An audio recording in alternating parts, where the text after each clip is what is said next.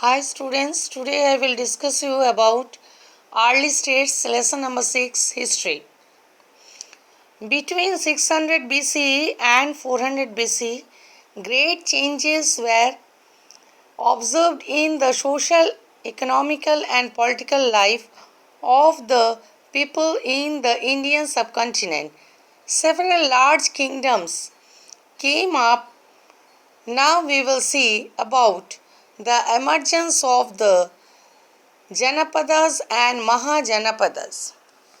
The people living together in a community used to select a chief or the leader among them to lead them and protect them.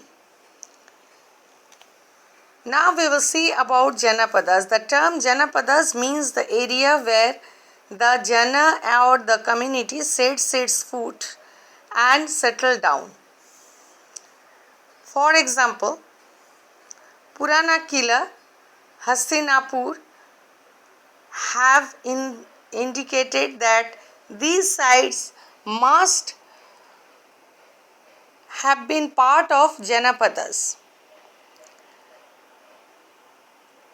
Now we will see that the material remains from these sites suggests that people domesticated animals and cultivated different crops.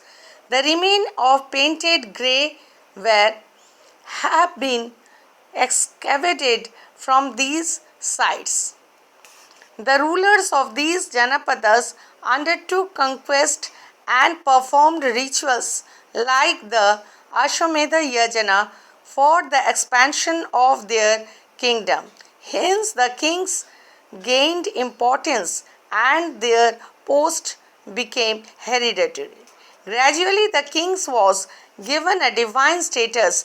Various rituals and sacrifices like Ashwamedha, Rajeshwar, and Bajapaya were carried out to impress the people with the increasing power and prestige of the king. Now we will come to Mahajanapadas.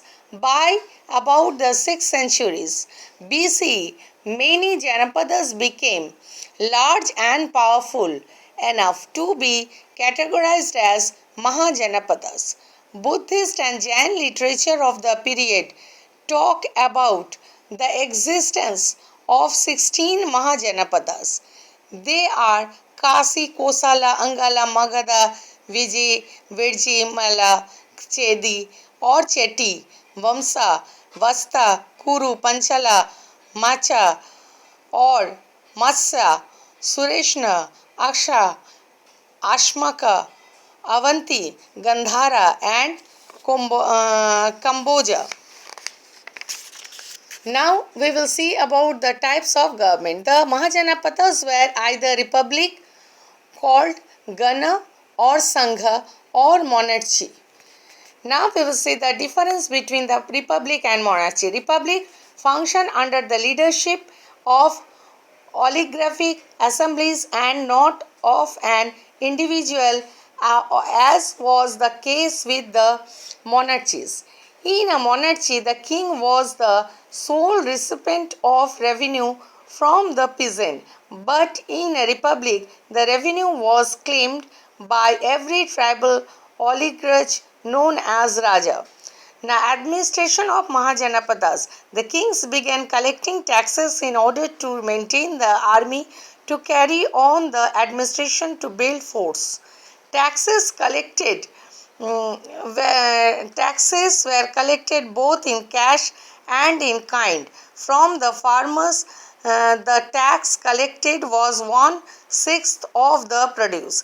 The use of iron plowshares enabled the farmers to dig up the clay soil so that more types of grains could be produced on large scale. Similarly, the herders and hunter gatherers also paid the king in kind.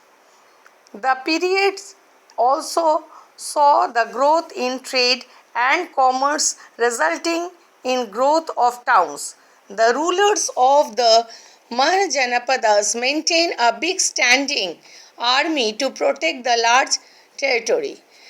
the society, the system of the social division prevailed in the Janapadas and Mahajanapadas in a more rigid forms. The Brahmins were at the top of the Varna system. The Kshatriyas came next.